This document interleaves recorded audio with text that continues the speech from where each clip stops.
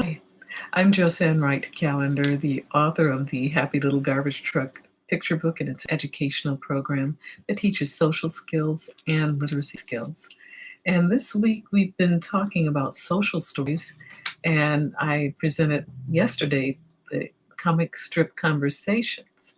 And as I thought about it, it was pretty much for a higher cognitive level of a child working at a higher cognitive level.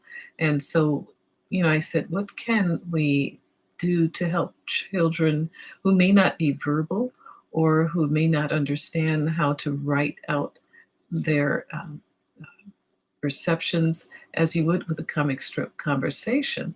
And I came up with an idea that I've seen periodically, and it's called power cards.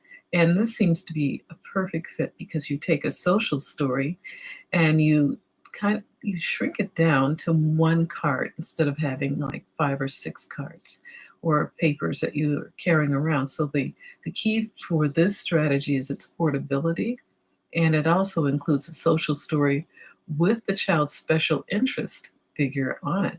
And that increases the motivation for the child to look at the card and follow those instructions, because you're still teaching a skill for an area where a child might have difficulty with a routine or behavioral issue. So, but it also gives you a little easier way of reminding your child what is expected of them at this time. So I looked at my social story about Spider-Man asking the child to follow directions in the classroom and speaking properly to the teacher. And I thought this one page would make a wonderful power card because it's simple, it has the icon, and it has the power cards have 3 to 5 steps. This one has three to four.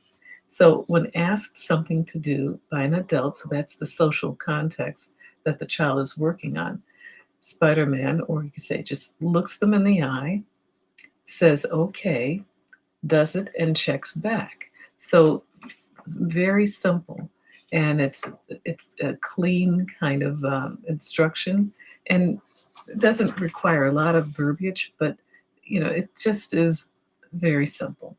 So I looked around and I found a couple other examples. This one, the special area of interest is Dora the Explorer.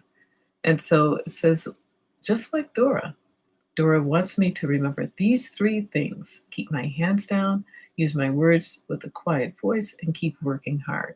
So those examples, small and portable. This one was an example using someone's favorite fireman picture, and it was about going to bed and what steps are necessary and getting ready for bed. So you can use these power cards for any number of experiences that you want your child to gain skill ability levels in, to heighten their skill ability level.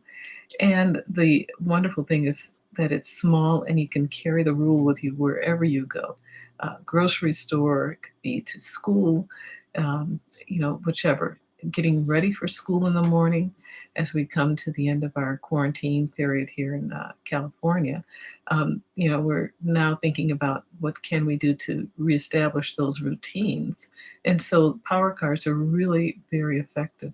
And I've included 3 research points in this description box about power cards.